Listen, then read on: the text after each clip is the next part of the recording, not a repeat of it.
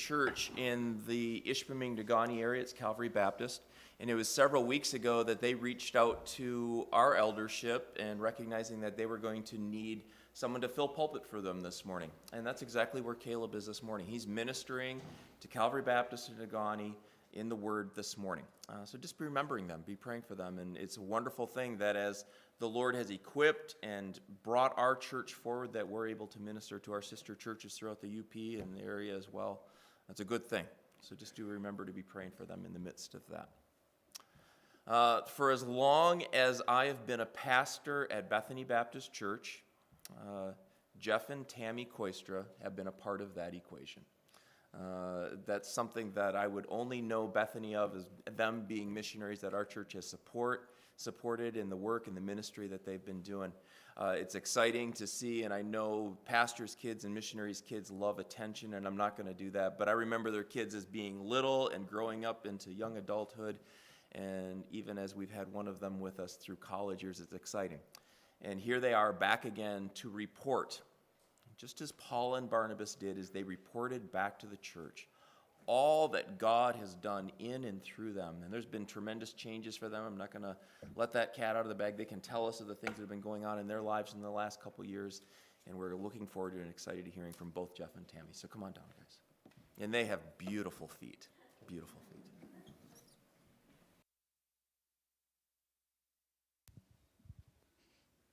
Well, thank you, Bethany Baptist, for having us back again. We were just here last year, so thanks for putting up with us. We don't usually come every year to our churches, but we wanted to make a trip to see our daughter Emma up at Tech, so you also get to see us again as well. Bethany has actually been supporting us for the whole 24 years that we've been missionaries now, and we just love coming up here. We love your support. You guys are really involved, and we feel like we know you well, and we just enjoy coming up here and getting to see all of you. So last year when we were here, our plan was to return to Ecuador in December after a 6-month furlough. With COVID and everything else happening, we extended our furlough so we could stay in the U.S. a little bit longer, and Jeff started working remotely for the radio station during that time as well. And it also allowed our youngest daughter, Sarah, to stay in school, and Ecuador school was all remote last year. And we just preferred having her in person for school. During that time, we also kind of were struggling about where God wanted us. And so now we've started to work remotely for the radio station. So we are still missionaries to Ecuador. We just don't live in Ecuador anymore. And Jeff will fill you in more on that when he talks. So I got to know Bethany Baptist when I was a student at Michigan Tech. I attended here, I won't say when. And that's kind of my first contact with Bethany. How did we decide on radio ministry? Part of it was because we both went to Tech, we're both engineers, and so the technical aspect of radio really appealed to us because we could use the skills that we had. But another thing that radio does is it reaches out to people and gives encouragement. And sometimes people don't want to ask for what they need, but you can listen to the radio. You don't have to go and ask somebody. You just turn on the radio yourself. And especially during COVID, we've seen that people just need encouragement. And radio is one way to give that. I think the songs that we play on the radio station are very uplifting, and it just brings people closer to God. So my role at the radio station recently was helping plan events and do logistics and food prep for events. That's hard to do remotely. So now I am working at a Christian school and I'm helping serve lunch there, which is fun. I get to get out and see kids. We have 3 kids. You'll get to see a picture of them in a little bit. Our oldest, Jacob, just graduated from Calvin College with a degree in international relations, and he's still looking for a job in his field, and he's working at a gas station while he's looking for a permanent job. Our daughter Emma is here at Tech, and she's in her last year. And then our youngest, Sarah, is in 11th grade, and she's going to a small Christian school in the Grand Rapids area. And she's also doing cross-country and track, and I think she's settling in now to her school there and getting used to life in the U.S. And then one other thing I wanted to mention, I saw the Operation Christmas Child shoe boxes in the back. We've had opportunities over the years to hand those out, and they really do make a difference to the kids there. And I think especially now with COVID, the groups are not traveling like they used to, and especially in Ecuador, the economy is really bad, and the shoe boxes are going to make a huge difference this year. So I'd encourage you to fill up some shoe boxes if you can. All right. It's good to be here, and yeah, we're Michigan Tech students and engineers, so standing up in front of people for a half hour or so isn't normally what I like to do, but thank you for having us. And I was just going to mention one more thing with the connection to Bethany is those of you who might remember Pastor Manzer, his son Mark went down to Grand Rapids for Bible college and made friends with Tammy's uncle, and once a week would be over at Tammy's grandparents' house, and that's how kind of the connection got made with Bethany Baptist Church way back. And when Tammy's grandfather passed away this past April, Mark Manzer actually did the funeral for that, so it was kind of a neat little to see him again. Well, me for the first time, but the family to see him again. We are working with the ministry called HCJB, and those of you who have seen us before probably know that already. But this year, HCJB is celebrating 90 years of ministry. So I just wanted to start with the first picture that I brought. Shows what things were like 90 years ago in Ecuador in the radio ministry. And Clarence Jones was called to go south with radio. He received that call actually here in Michigan at Maranatha Bible Camp just north of Muskegon, for those of you who may know that. And when he heard that call, he said, well, I don't really know exactly what that means, but I'm guessing it means go to a country south of the U.S. And do radio. So he went to 4 different countries, Panama, Cuba, Venezuela, and one more that's slipping my mind right now. And they all said, nope, not interested. That was about 1928. Came back to the U.S., met some missionaries who were in Ecuador, and they said, hey, why don't you come to Ecuador and see what happens there? So he went to Ecuador in the 1930s, and they said, yep, we are interested. We will give you a radio license and go ahead and start up a radio station with 6 known receivers in the country. Radio HCJB was born on Christmas Day, 1931, and the first broadcast was Clarence Jones playing his trombone, the hymn, Great is Thy Faithfulness. And that's kind of where it was born, with a vision of reaching the world with this brand new idea of radio at that time. And the 2 verses that led Clarence Jones were Zechariah 4:6, it's not by might nor by power, but by my Spirit, says the Lord. And Jeremiah 33:3, which says, call unto me, and I will show you great and mighty things that you do not know. So those have kind of been the verses that have led for 90 years. And as we continue moving forward, obviously radio isn't the big new thing that it used to be. Now we have a lot more involvement in internet and other media as well that people are involved in. And we have seen a lot of changes. We did a lot of ministry from Quito, and now there's a lot of other parts of the world. When the Iron Curtain came down in the early 90s, a lot of local radio opened up in Eastern Europe and other parts of the world, and HCJB was able to kind of spread out and do things in different places.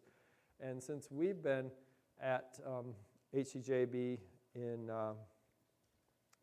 from the late 90s through now, we've seen that the ministry in Quito itself has gone through a tremendous change.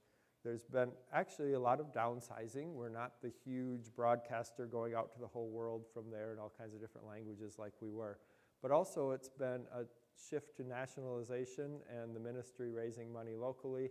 And my boss is an Ecuadorian, and we have an Ecuadorian board running it now. So it's really been neat to also see that change as the Ecuadorian people are taking ownership of the ministry themselves. And the ministry has not changed in that we are continuing to use whatever means possible to share the love of Jesus and the gospel of Jesus, to let people know, as Brian said in the children's message this morning, that Jesus came, lived a sinless life, and died so that we can be saved. That's always been the core of what we're talking about and what we're doing. On the number 2 picture, we can see this is still some of the studios that we use for our programs and a few of the people that work with us there. The number 3 picture that I have shows kind of how we integrate talking on the air with social media all at the same time. So we get people responding back and forth and can run the ministry that way. And then picture number 4 is a picture of some of the people that I work most closely with. So on the very left-hand side of the picture, wait, am I looking at that right? Yeah, that side of the picture is is my boss, Annabella, and then Manuela's next to her, Veronica, Duval, Matt is in the back, and then me on the side there, and we're kind of the coordinators that help run the ministry there and work in different aspects of what's going on. And like I said, we have various social media happening, and the message that we hear, especially during this time of COVID, has been people saying it's been an encouragement and hope. The radio has just been what I've needed. It's told me what I've needed at the time that I've needed it. People have said HCJB is part of who I am. It's just, I have it on every day, it accompanies me. And we've had many people also respond in saying that they came to know Christ through the ministry. So it's just been very encouraging as people have had to turn and try to get answers to questions that come up just in life, how the radio has been able to help them. And that's not our doing, that's obviously the Holy Spirit's doing, and we praise God for that. But He has brought us along with our skills, and me as an engineer from tech who doesn't necessarily like to stand up in front of people can work and the behind-the-scenes stuff that goes with that too. On the 5th slide, you can see some of the work that Tammy was talking about that she used to do. This was just prior to the pandemic. We had a huge conference for youth, and we got to be part of making a whole bunch of sandwiches that we sold at the conference to help pay for the events and stuff that were going on. And in the 6th picture, we can just see a picture of our family from how we are now. So Jacob, like we said, is graduated, and Emma is here in college, and Sarah is in 11th grade. And we thank God for the way He's working in each of our kids' lives and the way He continues to work in our lives. And that's it for the pictures for now. I don't have any more. The part that we're doing right now is continuing to work in engineering, and I have a team of 2 other engineers who are in Ecuador, and I've been able to work remotely with them in this time. And then I also have been doing more administration, which tends to happen after time, and gotten involved in the budgeting process, and that's another thing that has been able to do remotely. And then another thing that I've been able to start doing more of is a bit of coaching and development for people. And I do enjoy, though I don't enjoy standing up in front of people, I do enjoy getting together with people and kind of talking through things and looking at spiritual matters especially. And it's been neat to be able to sit down and have Bible studies together with people and work at spiritual growth. So One of the questions that we've had in the last year is, what is God's will for us during a time of change? And that has been a difficult question to answer. One of the verses from the Bible that has kind of helped us in that area is actually from the Psalms, so Kit will like this. It's Psalm 46, verses 1 through 3. And if you want to look that up a minute, I'll let you do that. Or you can just listen if you prefer that.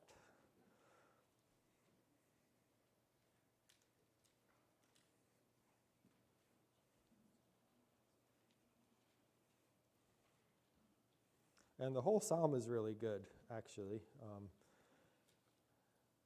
So please read the whole psalm as well. But we'll read verses 1 through 3 right now.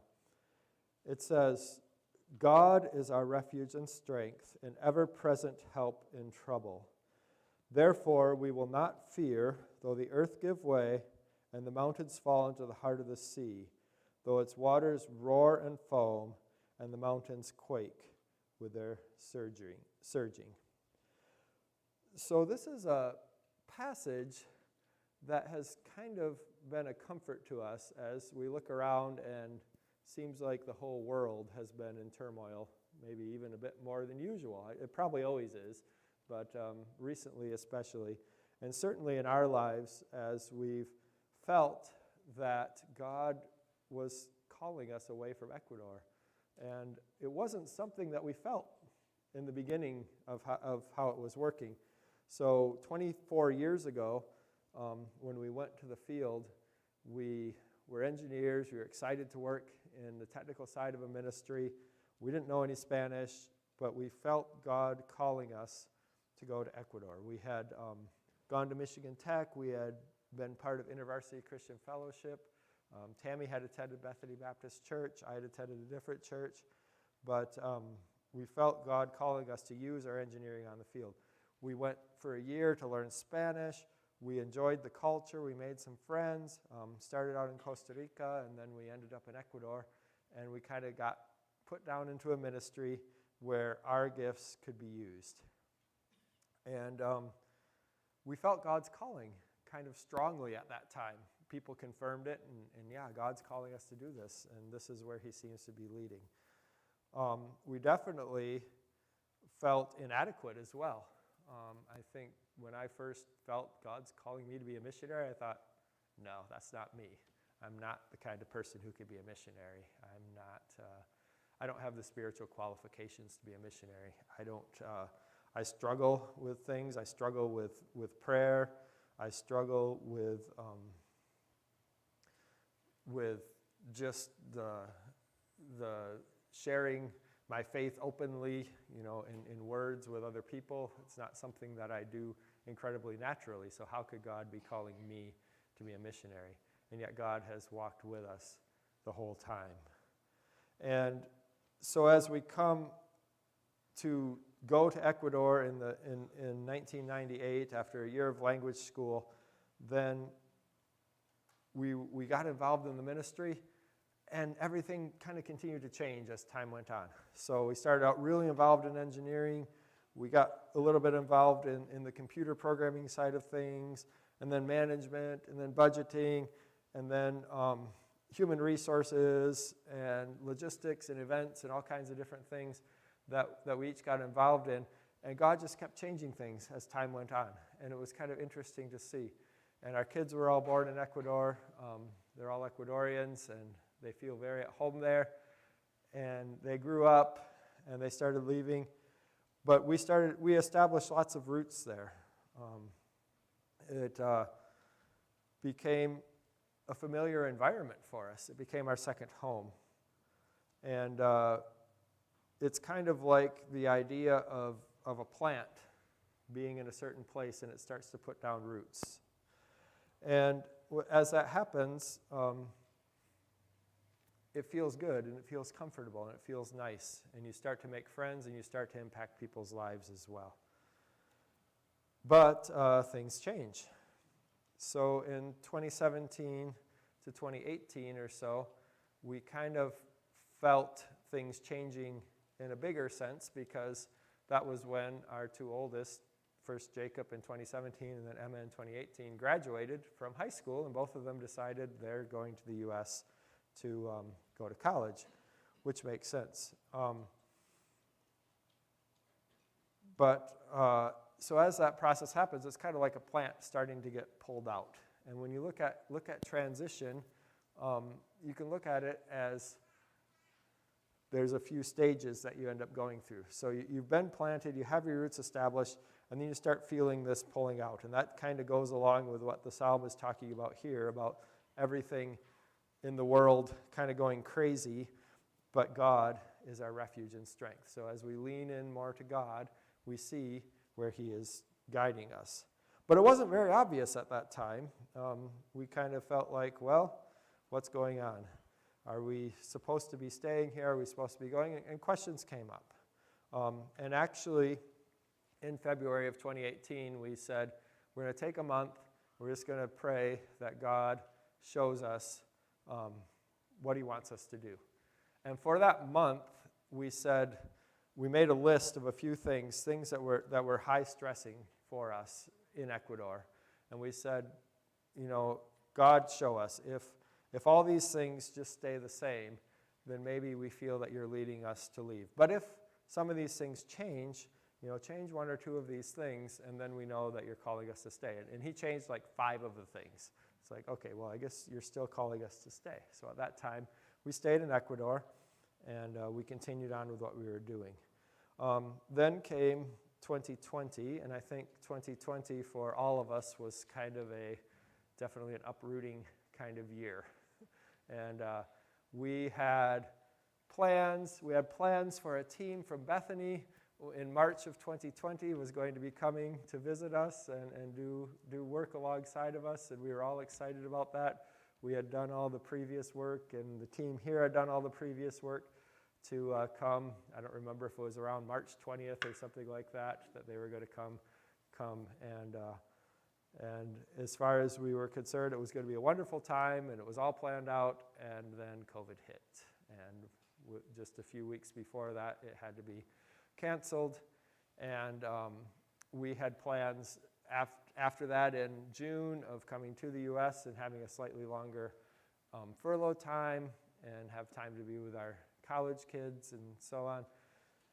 And of course, that we still were able to make it to the U.S., but the whole idea of what we were doing and visiting churches and all that had to be completely canceled as well, because churches weren't meeting in person. It was harder. Sarah was going to go to a school for a semester here. That ended up working out, fortunately, but with masks, it's hard to meet friends and so on and so forth. So lots of things changed at that point in time.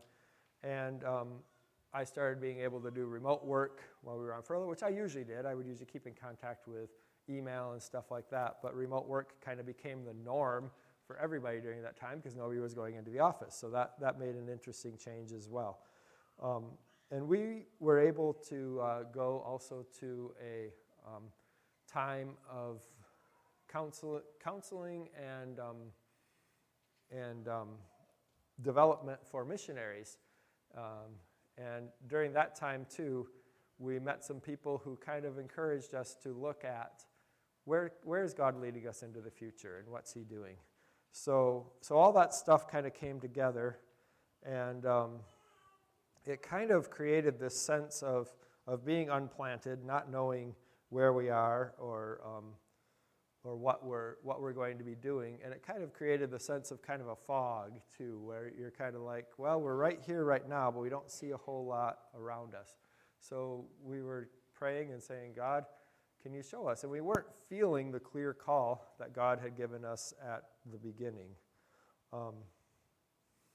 But we did feel kind of a contentment of where we were at that time. And God kind of gave us a, hey, you're here right now.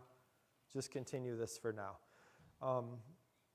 In early 2021, we got to the point of saying, well, it's been past our 7 months we were originally planning, but we can't go back to Ecuador right now.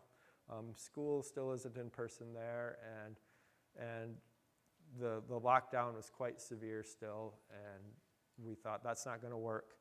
So we decided to extend and stay, but we also said, we're coming to a point where we have to make a decision. We can't just stay on this way. So how do you figure out God's will? And we were able to meet with some very good friends of ours who said, for a weekend we kind of met with them and we prayed together and talked together, and they said, look at where the arrows tend to point. So kind of thinking along the lines of Psalm 37 verse 4, which says, trust in the Lord with all your heart, don't lean on your own understanding, in all your ways acknowledge him and he will direct your paths. The idea of see where God is directing, take a look at what's going on. And we started looking and started thinking through a few things. It's like, well, certain things were kind of pointing to the U.S., and other things were kind of pointing to Ecuador. But when we started looking at what the categories were, it was kind of like the things pointing to the U.S. were things of where to live and where to be, and the things pointing to Ecuador were the work we were doing in the ministry that God had called us to. So it kind of confused us because we kind of had an equal number of arrows pointing both ways. So we said, well, that didn't help a lot, but we'll have to kind of sit down and think about what's going on. And for whatever reason, we gave ourselves a month or two to kind of think through the things and kind of talk about them and see where the arrows were leading. And it wasn't really clear. But about a week after talking through that, suddenly the idea came up of, and it was just kind of a crazy idea that occurred to me as well, could we live in the U.S. and still work in Ecuador? And it hadn't occurred to us before for whatever reason. So all of a sudden it's like, well, maybe. And as we started thinking through that and praying about that, then it seemed like God was saying, yeah, that kind of goes along with all the arrows that I've been giving to you. So it was interesting to kind of feel that and feel God leading that way, a way that still felt strange to us. It was still hard. I still had to call up my boss and the mission leadership and say, hey, what do you guys think about us not going back to Ecuador and staying in the U.S.? And fortunately, my boss at first was not incredibly happy about that idea. She really wanted us to come back. And the mission leadership, though, was completely on board with it as well. They were on board with it. And my boss came around and said, yeah, you know what, I think that will work. So we kind of felt the confirmation from our mission leadership. And we were able then to start making plans and start kind of replanting ourselves in this area. At that time, we looked around we were like, well, we have to find a place to live. We have to figure out what we're going to do. God provided all of that. Tammy's grandpa, as I said, passed away in April. We were able to buy his condo and move in there, so that was good. And in the market of real estate that we had there, where it was going to be really hard to find a place. And we were able to kind of get some new roles that aren't as much hands-on, which has been nice. You don't have to be there in person, but are able to connect online. Still, in most of the meetings that we have, we are meeting online, even the people who are living in Ecuador. So it's been good to be able to continue doing that, and that hasn't been a huge problem. Also, I'm going to be making probably 3 trips a year back to Ecuador. Already 2 of those are planned, one for December and one for February of this coming year. December of this year and February of the coming year. So it's been neat, and we've been able to see how God continues to work. As I said before, more and more people are coming online, especially to our online ministry, listening to the programming that we have, being interested, contacting our people, and getting answers to the things that they're asking about, and kind of being a part of the ministry. We've definitely in this last year focused on as well building the ministry organically and communicating with with a bunch of the people who are donors especially, and people who contact us, and kind of getting to know them better. As a media ministry, there can be a problem of not knowing each other so much, and it's been really encouraging to see how we've been able to do that. And God continues to move, and it's just been neat to see how you all have been a part of that as well, coming alongside of us. And I'm hoping that the idea of the work group is still going to be able to work at some point in time, because we can still head down with a group. Still in Ecuador, the COVID situation is not great as far as the restrictions are quite heavy as far as getting out and doing things. So it probably won't be for a little while yet. But definitely want to give you thanks for all the ways that you guys have been involved with us and all the ways you've been encouragement to us. And I kind of want to close with a passage that has also been another passage that has been an encouragement for us, which is from John chapter 17.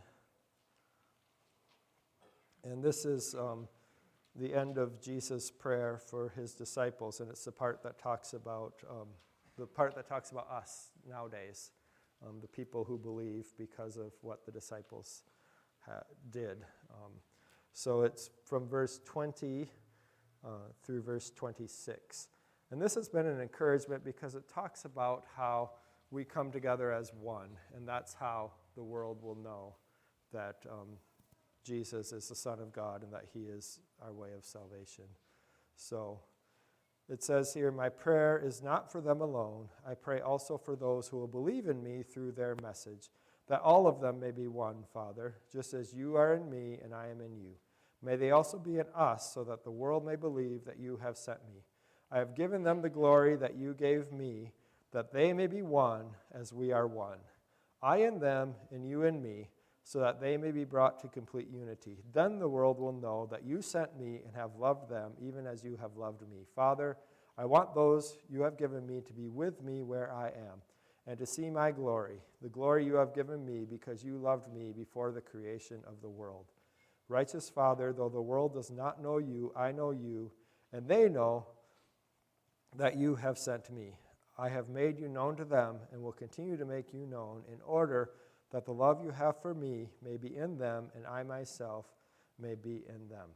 So that has been the goal. That has been what we've worked towards at HCJB, and we have seen many people, like I said, who have been impacted and influenced by the ministry that we've had, and people who have even come to know Christ for the first time through the ministry. So thank you so much for being part of that, and thank you so much for having us here, and please talk to us afterwards if you want to.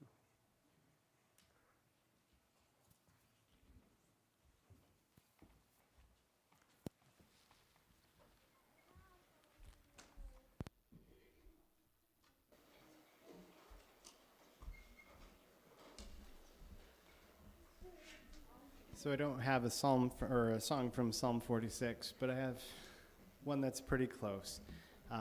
It's a song that